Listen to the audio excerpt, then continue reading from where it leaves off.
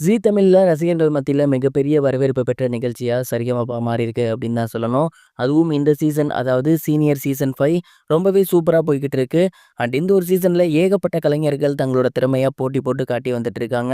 And இந்த ஒரு நிலையில சமீபத்தில தெரிய வந்திருக்கிறது என்ன அப்படின்னா, இந்த ஒரு சீசன்ல யாரும் எதிர்பார்க்காத விதமா முதல் பரிசு ரூ. 60,00,000 மதிப்புள்ள வீடு அப்படிங்கிறது தெரிய வந்திருக்கு. இந்த சீசனுக்கு முன்னாடி வரைக்கும் முதல் பரிசு ரூ. 10,00,000, 2வது பரிசு ரூ. 5,00,000, 3வது பரிசு ரூ. 3,00,000 அப்படிங்கிற மாரி வச்சிருந்தாங்க. பட் இந்த ஒரு சீசன்ல பார்த்தீங்கன்னா, முதல் முறையாக ரூ. 60,00,000 மதிப்புள்ள வீடு அப்படிங்கிறத அனௌன்ஸ் பண்ணியிருக்காங்க. அண்ட் இதனால ரசிகர்கள் எல்லாருமே என்ன சொல்றாங்க அப்படின்னா, இந்த முறை டைட்டில் வின்னர் பவித்ராவா தான் இருக்கும். அதனால தான் இந்த மாதிரியான ஒரு கிஃப்ட்ட வந்து அந்த சைடு சேனல் சைட்லேருந்து பண்ணியிருக்காங்க அப்படிங்கிற மாரி சொல்லி வந்துட்டு இருக்காங்க. அதற்கு மிக முக்கிய காரணம் என்ன அப்படின்னா, பவித்ரா அவர்கள் ரொம்பவே கஷ்டப்படக்கூடிய ஒரு ஃபேமிலிலேருந்து வந்திருக்காங்க. அவங்களுக்கு ப்ராப்பரான ஒரு வீடு கிடையாது.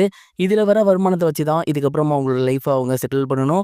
ஸோ இந்த முறை அவங்க ஜெயிச்சாங்க அப்படின்னா, இந்த ஒரு வீடு வந்து அவங்களுக்கு போகும்.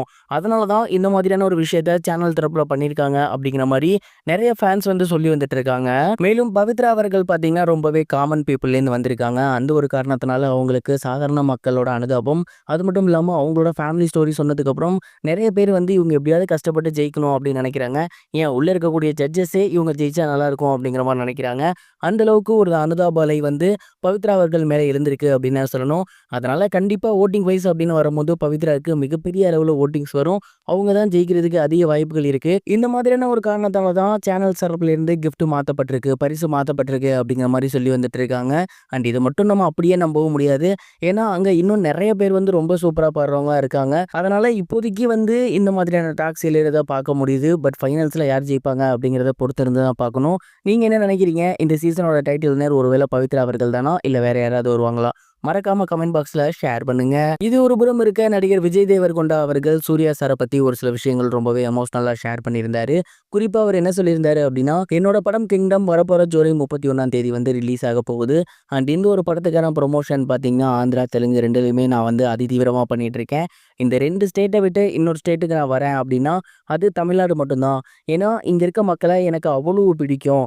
அது மட்டும் இல்லாம சூர்யா சார எனக்கு ரொம்பவே பிடிக்கும்.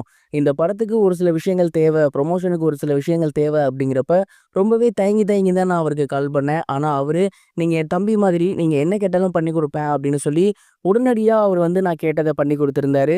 அண்ட் இந்த படத்துக்கு அதனால ப்ரொமோஷன் அப்படிங்கிறது மிகப்பெரிய அளவுல வந்திருந்துச்சு. கண்டிப்பா சூர்யா சார தவிர்த்து வேற யாரும் இந்த மாரி பண்ணுவாங்களா அப்படின்னு தெரியல. உண்மையிலேயே அவர் வந்து மிகப்பெரிய ஒரு மனிதர் அப்படிங்கிற மாரி சொல்லியிருந்தாரு. மேலும் இந்த படம் உங்களுக்கு ரொம்பவே பிடிக்கும். கண்டிப்பா தியேட்டர் வாங்க அப்படிங்கிற மாரியும் சொல்லியிருந்தாரு. லாஸ்ட் 5 இயர்ஸா இவருக்கு ப்ராப்பர் சாலிட் ஹிட் கிடைக்கல.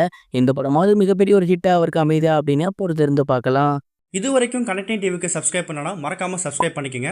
உடனடி அப்டேட்ஸ் பெறுவதற்கு நோட்டிஃபிகேஷன் பெல்லையும் கிளிக் பண்ணிக்கங்க.